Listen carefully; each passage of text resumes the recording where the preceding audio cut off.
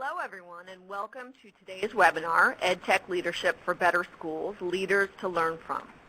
My name is Michelle Davis and I'm a senior writer at Education Week Digital Directions. I want to thank today's sponsor for this webinar, Ustream. We've all read about or even witnessed firsthand schools and districts that invest big bucks, time, and effort into new technology initiatives that ultimately fizzle. Some research has found that the key to the success of many of these EdTech efforts is leadership. For example, a 2012 report from Project RED, a national EdTech research and advocacy organization, found that high-quality leadership was essential to better use of technology. The report looked at schools whose leaders had properly implemented one-to-one programs, one-to-one computing programs, and they found significant improvements in everything from test scores to dropout rates over both schools without one-to-one programs and even those schools with improperly implemented programs. So strong leadership plays a role in buy-in from teachers, parents, and students, and in establishing clear roles for educators involved, and also in articulating the overall goals of these types of projects. Earlier this year, Education Week published a report profiling 16 district-level leaders who had succeeded in implementing creative but practical approaches to solving problems in their districts. This Leaders to Learn From report, which you can read on our website at www.edweek.org, highlighted the importance of effective educational leadership. Today, we'll hear more on leadership from Sarah Trimble-Oliver, the Director of Information Technology at the Cincinnati Public Schools in Ohio, whose district was featured in the Leaders to Learn From report. And the Cincinnati district has had a lot of success in collecting and using data in unique ways to boost student achievement and to foster collaboration among educators. We'll also hear from Dennis Stockdale, the superintendent of the Garrett Kaiser Butler Community School District in Garrett, Indiana, who has taken a lead role in establishing technology initiatives throughout his district, as well as taken creative approaches to the issue of technology equity among students. Dennis was one of the Leaders to Learn From profiled in the Education Week report. Before we begin, now is a good time to review some of the technical aspects of today's presentation. Please check the audio setting on your computer as well as your speaker volume settings if you're having any audio trouble. At the bottom of the console, you'll see icons that open some additional feature panels in our webinar console. You can read about today's speakers in the bio panel, click the handouts panel to download a copy of today's slides, and follow the conversation about today's webinar on Twitter using the hashtag EWWebinar. You can also follow me, Michelle Davis, on Twitter at EWMDavis. Finally, an on-demand archive of today's presentation will be available online in the next 24 hours. Both the archive and a free-to-download version of the PowerPoint slides will be accessible through edweek.org. And before we begin, I want to remind everyone to submit questions for our guests throughout the presentations by typing into the Ask a Question box on your console. Now I want to get started and hand over the presentation to Sarah Trimble-Oliver. Hello, everyone. I am going to be giving an overview today of how Cincinnati Public Schools uses data to inform instruction and promote collaboration through the use of several different software tools. Through the various software tools that I'm going to be presenting today, they are used by our various district staff, students and parents, the general public, and our partner organizations. So I'm going to start with our district staff, mainly teachers, principals, and district leaders. We have a software tool that we call the Teacher Dashboard, and we implemented it beginning in 2005, so it has been quite a number of years since we've been using our Teacher Dashboard. What our teachers use our Teacher Dashboard for, we have a wide variety of types of data available at their fingertips. I'm going to talk mainly about our benchmark assessment data. Even though we call our tool the Teacher Dashboard, it is comparable to other instructional improvement systems that are out there and available on the market. In Cincinnati Public Schools, our students in grades 3 through 8 take 5 benchmark assessments throughout the school year, and we have begun Recently, with our students taking these online, we moved from paper pencil to online testing within the past year or so that the results are available immediately to our teachers on the teacher dashboard. When the teacher receives her results, he or she has a variety of different reports available from the benchmark assessments, including the one you will see now, which is the Indicators Mastery Report.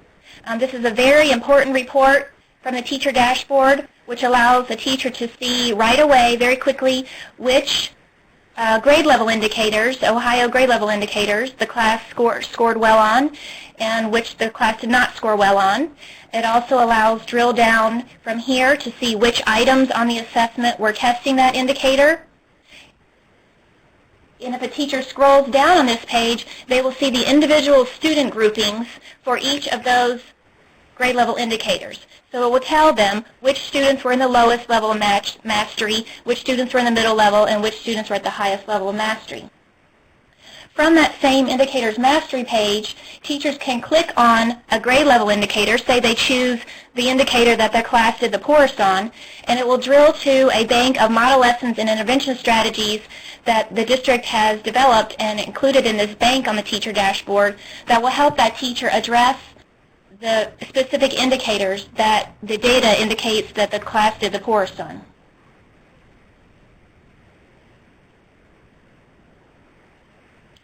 So I have this slide to indicate that our principals and lead teachers in our schools meet regularly for data review.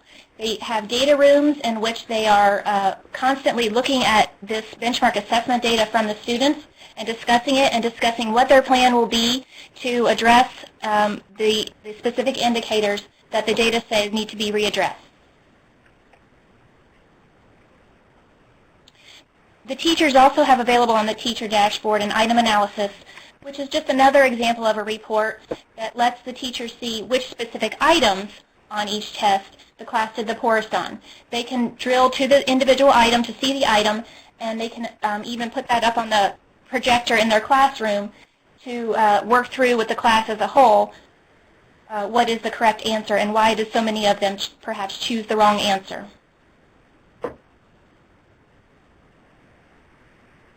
We also have on the teacher dashboard a student profile, so a teacher can quickly see all of the relevant benchmark assessment and state test data, as well as other assessments such as Terra Nova for one particular student, which is helpful during parent meetings.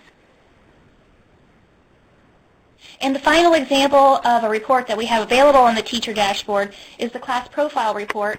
It's been a recent addition to the dashboard, and it gives a consolidated view of a particular class. All of the students are listed down the left, and there are very many data points, as you can see on this slide, so many that it's tiny print, you can't see them.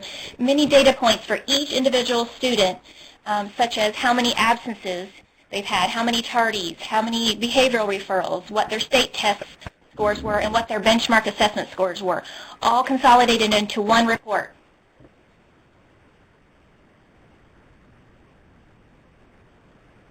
So that was an overview of the teacher dashboard. Even though it's called the teacher dashboard, there is a principal level view which gives principals a school-wide view, and there is a district level view which gives our district leaders a district level view. And principals and district leaders use the data in a similar manner as teachers do to identify on a regular basis throughout the school year what are the deficiencies and what will be the plan to address those. So the second group I'm going to talk about is students and parents. We do have a student dashboard that students and parents can log into themselves to get their individual data. It would include state test data and benchmark assessment data. They also similarly have a drill down to identify which of the standards or grade level indicators they may be below proficient in. And similar to our teacher dashboard, if they click on that particular indicator, they will get a bank of tips and activities.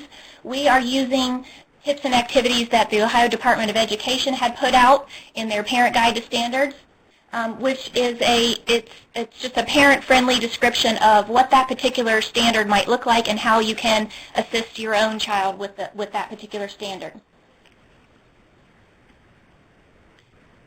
I also wanted to give an example of a high school data tool. We have a report in our Power School system called Are You on Track to Graduate? And it's just a consolidated view of several different data modules that would help indicate to a parent or to a student, and teachers as well, and school staff, whether a particular child has, for example, met all of their credit requirements to graduate. What are their current grades in their current classes? How has their attendance been? Have they passed the Ohio graduation test? There's even at the bottom a checklist for what have they done so far to prepare for college, applying to and entering college. So the next group I'm going to talk about is the general public. Yes, we do actually have a public dashboard. Of course, there are no individual student-level information that the public can access, but we have school level and district level a wide variety of data points covering student and teacher demographics, academic and school performance, and financial performance. So anyone from the public can visit our Cincinnati Public Schools website and go to our Building Futures dashboard and get several years' worth of data for any individual school or for the district as a whole. And it's things like our state report card data. We even post monthly attendance, monthly withdrawals and enrollments.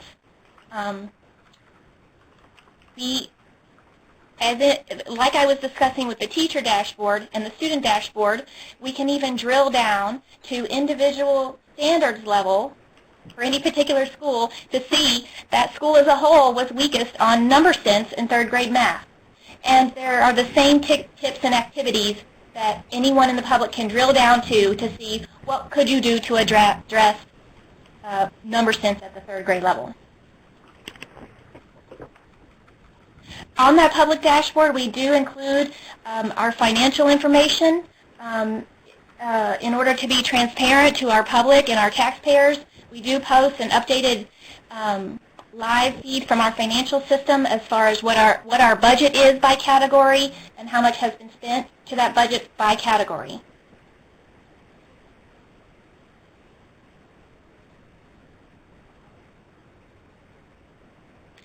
And the final group of stakeholders that I want to talk about as far as access to data is our partner organizations. As I mentioned, our teacher dashboard was implemented in 2005, and we quickly began to have discussions that our myriad of partner organizations, we have several hundred different partner organizations that work with the students in our schools very closely. They would also benefit from access to that detail level student data in order to better serve those students. So we developed a learning partner dashboard in which our partner organizations who obtain parent consent can get student-level information, including the same class profile report that I mentioned is on the teacher dashboard is also available to our partner organizations. So they can see a list of all of the students they're serving and how many times they've been absent from school, tardy, how many behavior referrals, what were their state test scores, what were their benchmark assessment scores, are they currently failing any courses right now, and as well as on the right-hand side of this report is a listing of any partner services that that student may be receiving, such as tutoring. Are they in a mentoring program? Do they attend the after-school program? So we are also giving our partner organizations access to the same data, some of the same data that our school staff has, so that everyone can be looking at the same information and be making good decisions in order to serve students better. And that is the end of my overview of Cincinnati Public Schools' use of data. Thanks, Sarah. I appreciate that. I'd love for you to chat just a little bit about how the teachers are using that data in their classrooms to really target the needs of students. How has the data impacted teaching and what's going on in the classroom? Absolutely. So the teachers will, after they receive the results from their benchmark assessments, they will go onto the dashboard, get their results. They will form small groups based on that data in order to reteach particular indicators or provide enrichment as appropriate to that particular student's data.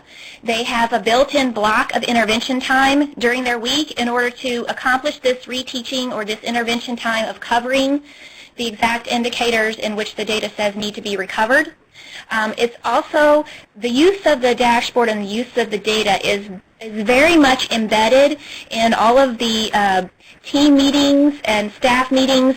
It really comes down to the leadership of the principal in the building and making sure that the use of the dashboard and this data is just prevalent in the culture in the school. And how would teachers have done this in the past? Does this make it much easier? I mean, I assume some of this would have been going on, but does this make it much easier for teachers to target those areas of deficiency? Would they have been able to do that without this data collection? Yes, you can do it without a system such as this, but it's a matter of time. So when we implemented this system several years ago, we figured that to get for example, to get that indicators mastery report that I showed, it took someone more than one whole day, so more than 8 hours, to assemble that data using either paper, pencil, or an Excel method. And now it's at a teacher's fingertips. They can get that in less than 1 minute. So that 8 hours of saved time for that one report, that's 8 hours that can now be spent on planning what to do about the data instead of crunching the numbers yourself. And talk a little bit about how, and you mentioned this a little bit, but talk a little bit more about how this data allows the teachers to personalize instruction for the students. I guess when you have 30 kids in a classroom, you can't obviously spend 8 hours digging through all the data to help pinpoint where a student's deficient. But talk about how teachers have used this data to personalize instruction. Right. Again, so they can pull up the student profile on the teacher dashboard and quickly identify what were the most recent deficiencies at a standard level. They can then plan with the parents. They'll even plan with the students, and some of the older students will sit down and the teacher and the students will review the data together and come up with a plan together on how they will improve those scores. So I completely agree that providing individualized instruction to every child is very difficult. A data system like this makes it much faster and much easier. We are also looking to, in the future, additional systems that are out there that can make it even faster, and it will deliver the content and the instruction to the student automatically with a little bit less teacher intervention so that the teacher can become more of a facilitator. So we are looking at moving that even further and even quicker in the future. That's great. Could you also touch a little bit on the type of training that teachers get to be able to analyze this data and use this system? Yes, we have instructional coaches that are lead teachers that are no longer have in classes themselves, and they are the main facilitators as well as the principals in both using the tool and the instructional practice of what to do in the classroom after the data is obtained. Great. Great. Well, thank you so much. Now, I just want to remind everyone that if you have a question for either of our guests, please plug it into the Ask a Question box in your console. We're going to have lots of times for questions, so we hope to cover quite a wide range of issues. Now, I want to just take a minute to hear from our sponsor, Ustream. Hello, everyone. It's a pleasure, and we're so honored to be able to sponsor this webinar. And I just wanted to tell you a little bit about Ustream. We're the world's largest live streaming platform with 80 million viewers worldwide.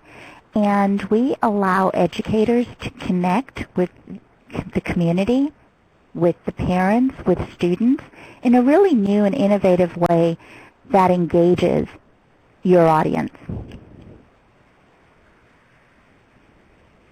Oh, thank you so much. That was great. Now I want to hear from our next guest, Dennis Stockdale, the superintendent of the Garrett Kaiser Butler Community School District in Garrett, Indiana.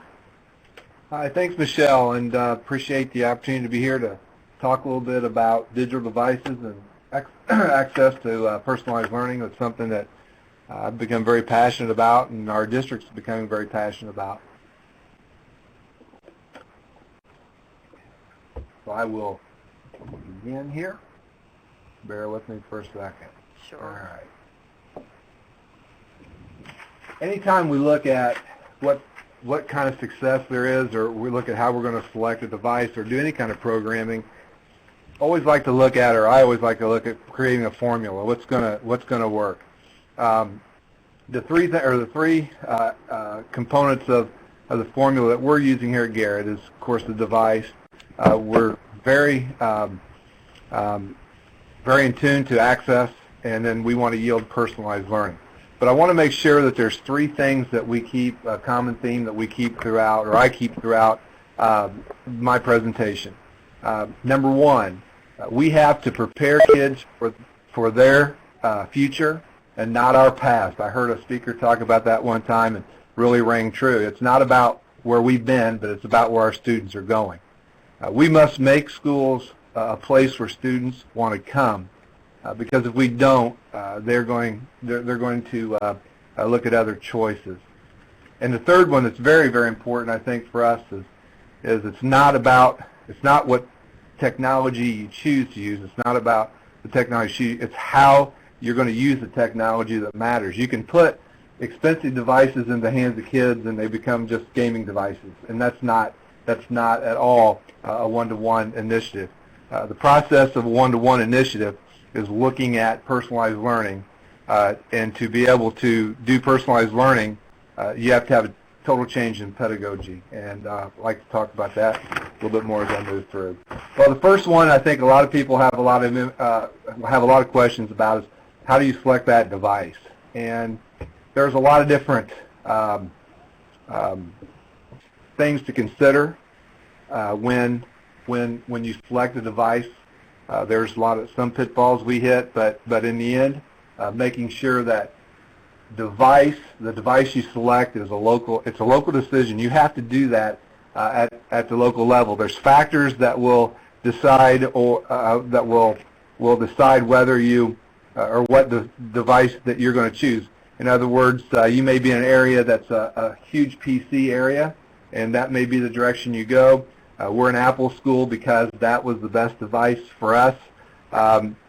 So you have to make sure that you use a local process, bringing in local decisions made by local people that are going to support your program. Your one-to-one initiative. You have to make sure you select the devices best suited for the student. An example of that is when we went through the process, had a lot of teachers say, well, wait a minute, these kids need a keyboard.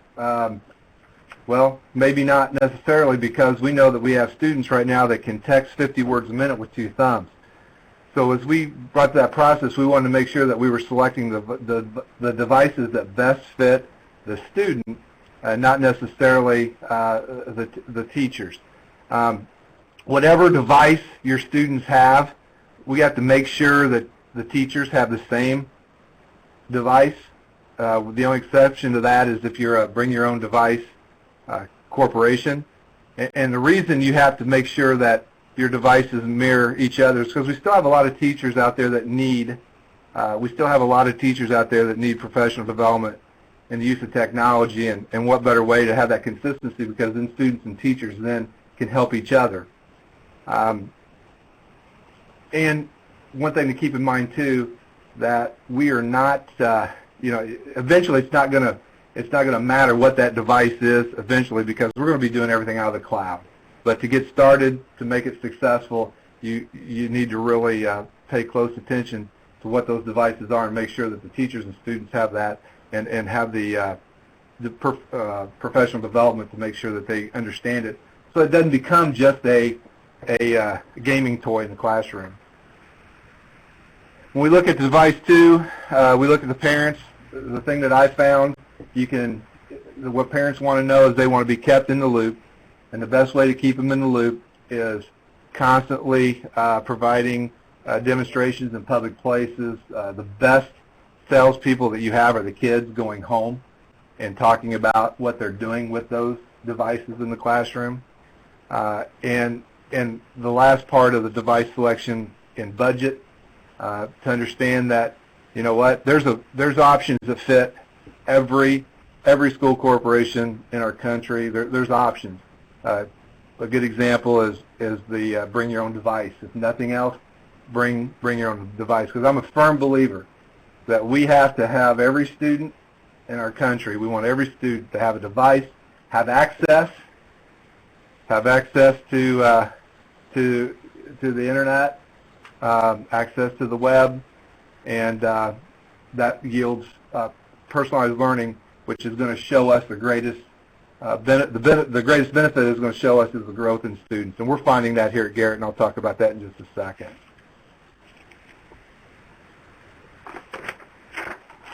Talk about access, because that's a big part, and what we do at Garrett, something a little bit different. We looked at why do we want access, what do we want our kids to access, what do we want our parents to access. We found that we had quite a few parents that were younger parents that were students here previously that had no post-secondary training or education. So we partnered with our local community college, Ivy Tech Community College, looking at if we could provide access at home, then that may give parents an opportunity to take classes or additional job training or whatever that they might normally not do because they didn't have the access. So we wanted to look at 4 things in our providing access to our students. We wanted to make sure that we had a wireless campus at school. So our whole school campus is completely wireless. We have a whole Cisco wireless infrastructure. We also wanted students to have a place to go, and that place locally about 2 blocks away is our Jam Center, which is our community center.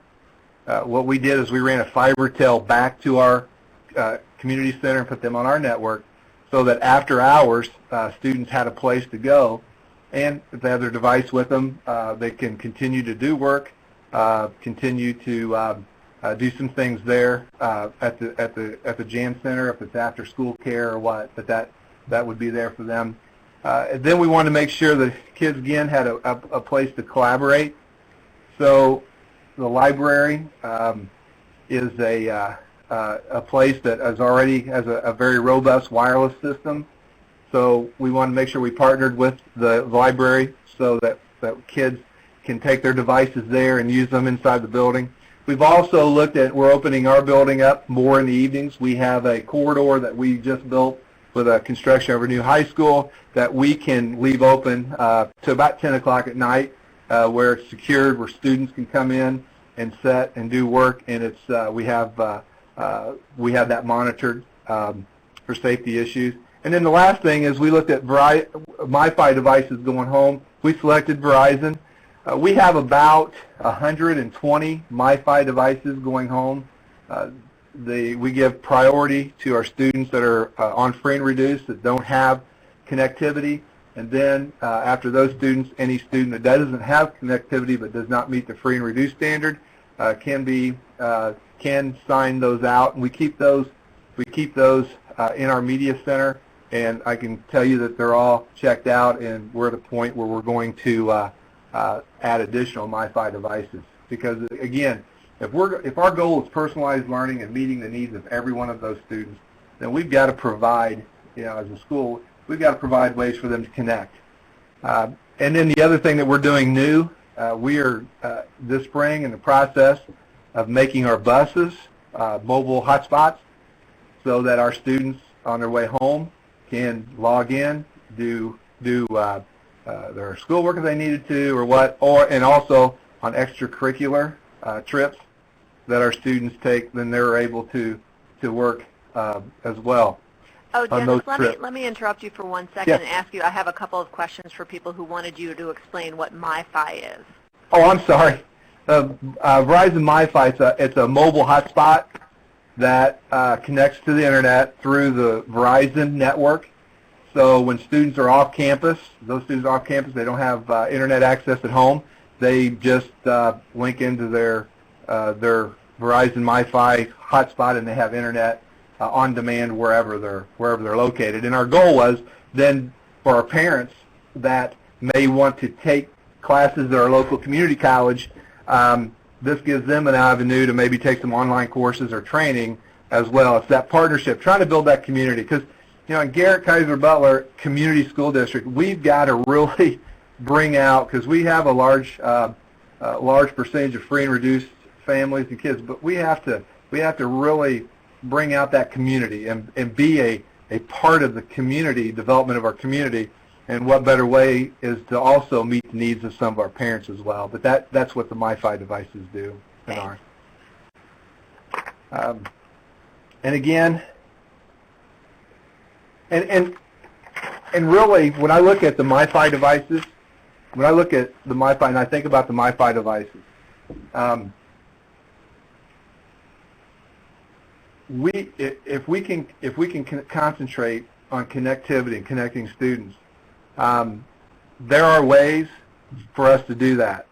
And no matter if we're in the inner city, whether we're rural or whether we're sparsely populated areas, we're finding more and more ways of connecting. So we want to make sure that as we move forward that we really promote that whole idea of individualized connectivity. The goal, as we here in terms of what we're looking at, is we want our parents, students, and community to buy in to the concept of anytime, any place learning. And to do that, we want to meet the needs of all 3 points. We've met the needs of the parents, we've met the needs of the students, as I've said, but the community part is we've also then, with the wireless campuses and the wireless infrastructure, the library and the Jam Center, might allow some of our community members that are parents that would have access or spots to go and utilize the internet also for maybe extra courses, lifelong learning opportunities, advancement for their jobs or whatever. So we want to make sure that we pull all 3 in, because if we do that, we have the buy-in to be able to do the things that we want to do in terms of what we want to provide for our students.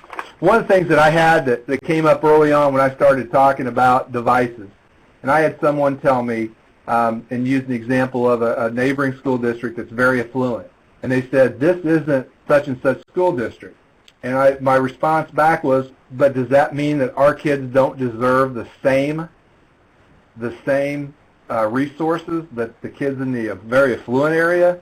No. Our kids deserve that, and it's the community's responsibility then to work together to provide those resources for our kids. So with that being the case and being able to use that in the community and talking and discussing with our community members, we had very, very little pushback in moving forward in a full one-to-one rollout. Now, what I do want to make sure of is as we move forward here is the shift to talk about resources, change in pedagogy and things. That's kind of where I'm going to head next on the personalized learning. Now, if you look at the diagram on the left, the classroom, the old classroom, you see all the kids in there, all in rows, kind of in columns. When we look at one-to-one initiatives, the hard part about the one-to-one initiative, when you look at that, is the only difference that we make in one-to-one initiatives in that scenario is we add devices, and they're still in their rows in their columns. They just may have a device. So that's the way it was, and then we can kind of tinker with it and put laptops there and say, wow, we have a one-to-one initiative. Well, that not necessarily do we have where we need to go with that one-to-one initiative. That's why we switched to the way it is now, and that's that student holding the globe. Access to everything that you want, that this student can want on demand immediately. You don't have to wait 6 years to have a textbook readoption to get current information. It's there constantly. So when we look at personalized learning, that's the tailoring of the pedagogy, curriculum, and learning environments to meet the needs and aspirations of the individual learners. We now have the capabilities of meeting the individual needs of all learners, which is going to maximize our opportunities to grow students, and that's what it's all about. We can get into a robust debate on standardized testing, and I just kind of push that off the side. I tell people at Garrett, our kids are more than just a test score. So what we're focused on is, can we grow that student? We get them as kindergartners, and we want to graduate them with the highest functioning level that they can, and we want growth, constant growth throughout their years. So with that being, with personalized learning, we now have the technology to make that happen. Students must be, and the other part of that we have the issue with these two is in the picture of the left. If you notice everything we do, time is the constant. It's a variable, but it's the constant, and the student is the variable, because we have to fit the student into the time somehow. I can't get this in my schedule because of the time. So what we need to do, and what we're doing in personalized learning, is the student then becomes the constant, and everything else is the variable. And with personalized learning, you can do that. And just a couple examples that kind of made sense as I was thinking about this and processing it when I started looking into personalized learning or mass customized learning, same difference, is when you look at, okay, how do we do all this stuff? Well, if you think back, in education, I think, is this way, because we've done a great job, and we're doing a great job right now of preparing kids for 1985. Unfortunately, it's not 1985 anymore. So when I look at the slide that I have up now, and I see that 8-track tape, I remember my car, I wanted one song on that 8-track, and so I bought the whole track.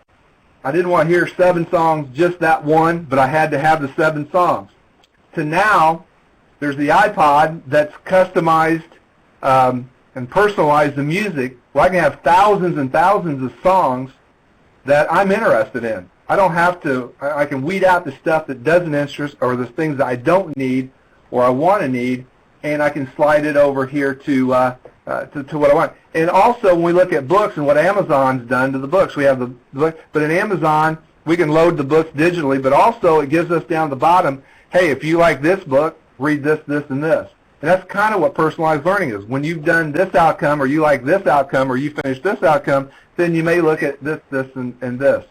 So with that being the case, and we start thinking about then, all right, why personalized learning? We've got the one-to-one initiative. Okay, we're trying to tailor, we're trying to get teachers to be curators of their own curriculum, which they need to be. You can do that, and I've got a page with some partners on at the end, but we got a great opportunity with on our Lightspeed with My Big Campus and Bundles to start curating our own curriculum, to put everything together that the kids can draw out.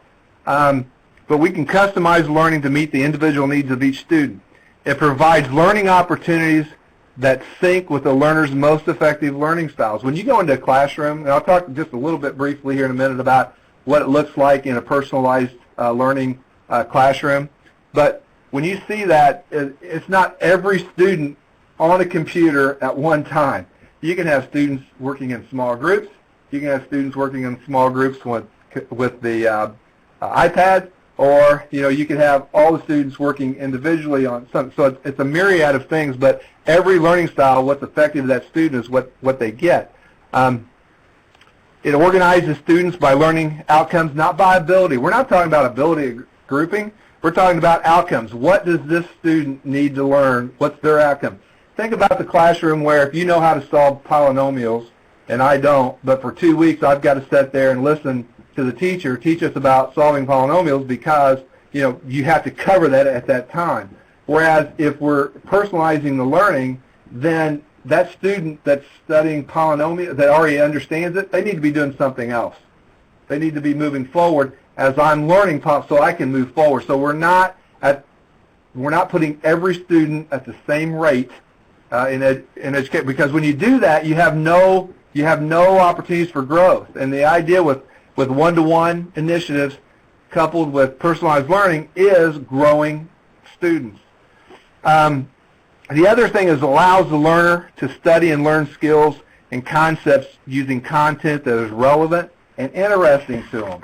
One of the things our middle school is doing right now is in reading, English and reading, they're grouping by gender right now, and it's amazing to see that they're choosing their readings based individually, but inside maybe of what they're wondering, and we're seeing a lot of benefit in the discipline going down and reading levels and reading outcomes going up. Because again, discipline goes down if students are engaged, and if they have the things that interest them in their learning, then they're going to be more engaged.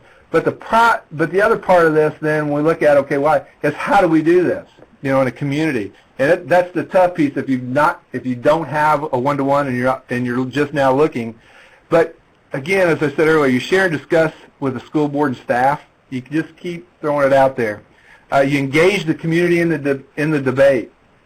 The PD part, PD is crucial. If you're not going to provide PD for staff, then don't do one-to-one, and don't change pedagogy, because you have to immerse the staff of your school in professional development. You have to find partners that will deliver.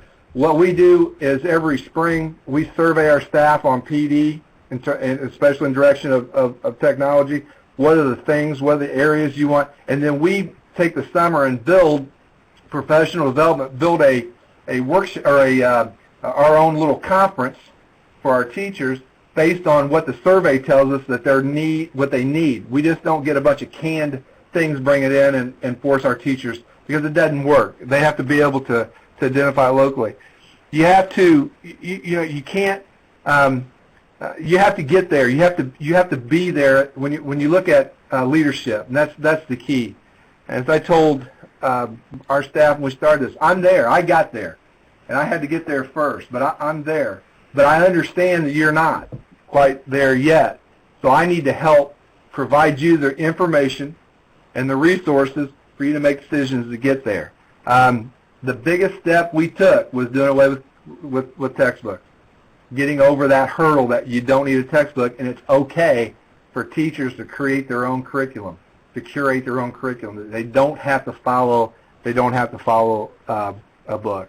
One of the things, and the final thing I think, as a leader, if you're going to lead this kind of change in your school, and you're going to bring in a one-to-one initiative, or you're going to change the pedagogy to look at personalized learning, you better start thinking globally. You better start thinking way outside your community, because that's where our competition. It used to be a competition in school, then you might have competition with your county schools, then your state schools. Well, now it's global.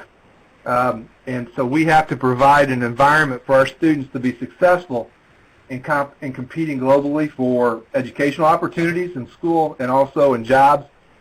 We can't do that. We cannot do that if we're not global thinkers as well. Kind of wrap up here a little bit. Don't forget our goal. We want to go from here. We want to get from here, the rows and columns, to there, to the kids collaborating, where no barriers or time and all, that the kids are really working individually, and that their learning is personalized for them. Again, the best way to improve student growth is through personalized learning. We're seeing that. We are experiencing the highest individual student growth I've ever seen since we've gone to our one-to-one, moving through our personalized learning. Our school corporation in our area here is among the highest growth of any of the school corporations. We took our middle school and went, when we had the implementation dip a little bit, but our middle school went from a D to an A in 1 year. They'd have never got there if they did not have the professional development to train them to use the resources, the devices, to be able to curate their own curriculum, and to be able to provide that individualized instruction that those students need. So we feel like we know we're on the right track. We know we're on the right track with personalized learning. We've made the mistakes. We've stepped in it a few times, but the leadership structure that I mandate here at Garrett is we work as a team, and it's okay to make mistakes. And what we do is we take the App Store philosophy. We're going to make it, we're going to get it out there, and then we're going to provide updates as we monitor it and make it better. We're going to provide updates. Because if you wait, for every day you wait to implement, you're getting 3 and 4 days behind. So if you wait a whole year, I just had this conversation with my high school principal today. If you wait a whole year to implement something because you want to see how everybody else is doing it, you've just put your corporation 5 to 7 years behind. If you're 85% sure that it's where you need to go, then you take that leap of faith. You take that leap, you get out there, and you prove it as we go. And I'd just like to end before any questions, but I just want to go back to that where I said the 3 things. We have to prepare kids for their future, not our past. We must make schools a place where students want to come, because if you don't, they have other choices. It's not what technology that you choose to use, it's how you use the technology that matters. If you follow those 3 things, I think you can implement your own successful one-to-one program. I'd like just to hit this last screen here, because these are great partners that we have that has helped us through. Like I said, I had the My Big Campus. That's a big thing for us to help our teachers curate curriculum. 5-star, that 5-star as an Indiana-based company that we have fallen in love with in terms of the data warehousing that we need to make sure that our kids are grouped in their outcomes. Because at Garrett, if you come to our elementary school, we've taken away K1 and 2. We're taking those barriers away, and our kids then are grouped by learning outcomes. And it's been a big hit with our parents, because it's not a second grader going down to a first kindergarten or a kindergarten going up. It's just what we do every day. You have these outcomes, and this is where you're going to go to achieve these outcomes. TIE, if you've not heard Dr. Mathiasen from TIE, it's an organization in South Dakota that does the professional development there for the state service centers. She is awesome. She's what kind of helped us say that what we're doing is the right thing. Read the book Inevitable. Please read the book Inevitable. SAS is a software company out of North Carolina. They're doing tremendous things for free for schools. We have a data notebook app that all of our kids, our K through 6, have all iPads, 7 through 12 MacBooks. Our K through on our iPads is a data notebook app that SAS developed for us that our students capture and take their data with them. They can, and they're, like I said, they're leaders of their own learning. Ivy Tech is our... Dennis, I'm just going to jump in here for a second because we're running short on time and we have not lots of good questions. So I want to just start the question and answer session. I'm going to start with Sarah and ask about the role of leadership in these types of initiatives. With your data initiative, Sarah, I mean, what kind of role does the leader of the project or the leaders in the district play in getting buy-in and getting people to use the data properly and embrace the data and realize the value that it has? Yeah, absolutely. It's definitely huge. When we started our implementation with some of our first data tools, we had support from the highest level. Our superintendent was the one that said, we will do this, you will all do this, and I'm looking to see who's doing it and who's not doing it. So, you know, initially it was very much support and accountability from the very highest levels. At this stage, since we've been doing this for many years, what I see is that it's critical for the building leadership to embrace this culture of data and make it embedded in what they are doing throughout the school day. It's not supposed to be this, okay, now we're going to do data on top of everything else we do. It's supposed to be embedded in what they were doing throughout the school day anyway. Great. And let me ask you a couple of real quick questions that I see here. What does the teacher dashboard or the data dashboard cost? I mean, how expensive is it for a district to develop something? Because you developed this on your own, right? Yeah, this one we developed on our own.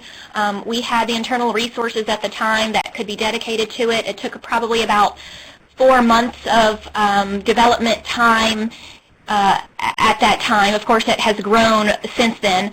But some of the package systems out there that you can purchase, I know for smaller school districts that's probably more feasible than developing your own, but I've seen them range anywhere from $5 per student to $12 per student, depending on, of course, all the features. Great. And Dennis, let me ask you this similar question about the issue of leadership. What role has leadership played in getting this, everyone to buy into this and embrace it, and for teachers to say, I'm going to go all in on this and really use this and to change the way I connect with my students? Well, leadership in the buildings and from the district level is vitally important. And what we did is you're not going to get 100% of the people on board immediately to move. And so what we looked at as we do things as a team, and we ask teacher input. They're part of the process. But once we figure that we have consensus and it looks like that's the direction teachers go, then we move that direction. And then what we do for those that really want to continue to stick barriers in the way, we just move those. We just hit those head on, because if you don't, then a lot of good work that teachers and administrators are putting together and time in, can get kind of washed away.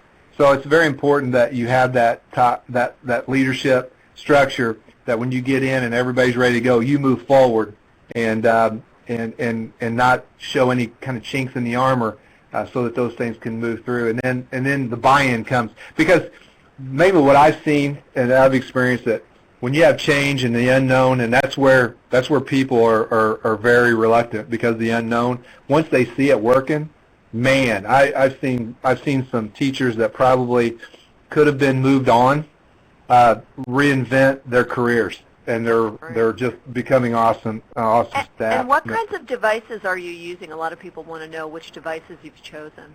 We have iPads for our K through 6, and then we have MacBooks for grades 7 through 12. Great. And I think the older students get to take theirs home. Is that correct? All students take them home. Oh, even the younger students as well. Yes. Yes. And how have you made the students accountable in terms of making sure they take care of their device and all of that? And have you had issues with that? Early on, we've had some issues. Two things that we did that we really changed the way kids took care of devices. Number one, it used to be last couple of years, you turned them in, then you not necessarily got the same device back the next year, so why take care of it? We've changed that. Now you get what device you turn in, you get it back the following year. Instead of if we have a one that needs repair, whether damaged or what, then instead of giving another MacBook, another iPad, they get a netbook, and the kids hate netbooks. So they tend to really take care, because they know when they go to turn that in to get it repaired, they're going to get a netbook. So we've done that.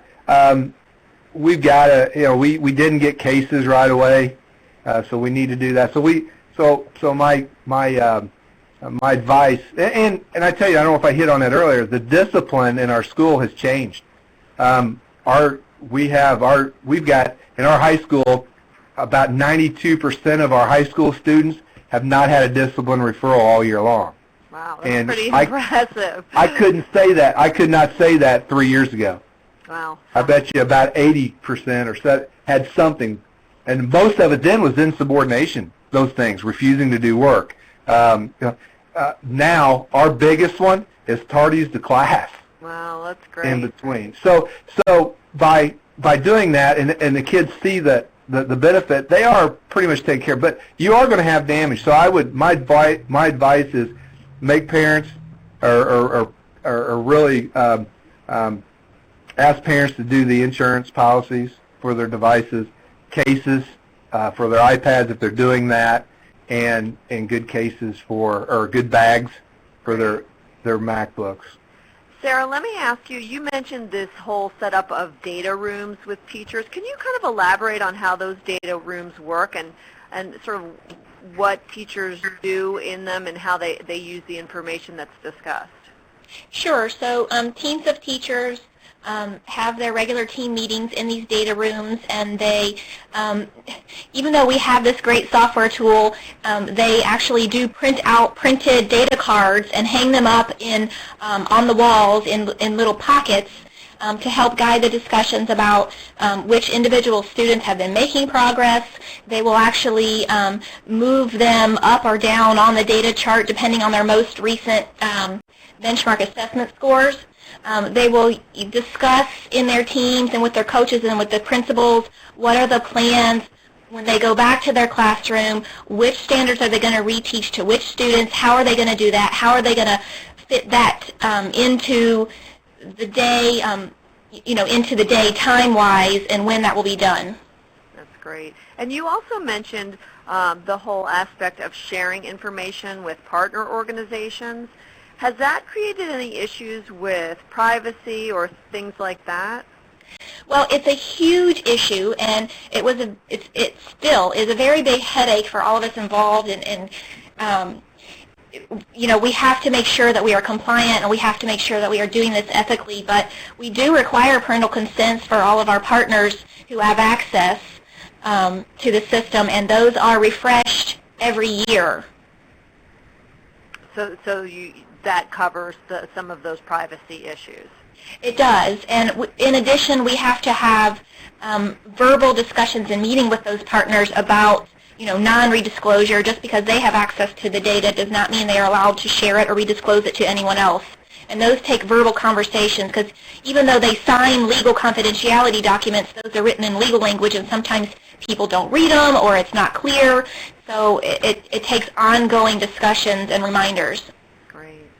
Now, Dennis, I have kind of an interesting question, which I kind of think I know the answer to. But Sylvia here has asked, how do you motivate the students to use the device? My guess is that they don't need much motivation, and it sounds like it's actually further engaged them. It further engages them. They become, like I said, they become leaders then of their learning. They have the tools and the resources, and they'll take on the responsibility. It's amazing when you challenge kids. The level of challenge is the level of things you get back from them, and it has been such, like I said, our discipline is way down. Our discipline issues are nothing like they were prior to doing this. So the students are utilizing the resources in an effective manner. And have your teachers significantly changed the way they're teaching students? Are they using, say, like a flipped classroom model where they're assigning sort of reading and videos for home and then doing discussion and sort of homework type things in class? How has it changed the way teachers have approached what they're doing? All of the above. We have teachers that are utilizing technology in a traditional setting. A lot of our AP courses, some of our college courses that we have at our high school, we have teachers that are flipping. That's becoming a trend, which is good. It's a great opportunity. We have teachers that are using the technology with cross collaborative projects throughout grade levels that they're able to do. So we're seeing a whole. It's not one size fits all. It's teachers are pulling in or grabbing what they think is what the learner needs or can use, the individualized instruction part. Engagement piece and using them. So we don't prescribe and say every teacher has to be a flip or every teacher has to be, you just, whatever it takes to engage, go with it and see where it goes, and who knows, you may develop your own style that you can get published and become a millionaire. Oh, great. Well, I want to thank both of you, and I want to take just a minute to hear from our sponsor again, Ustream.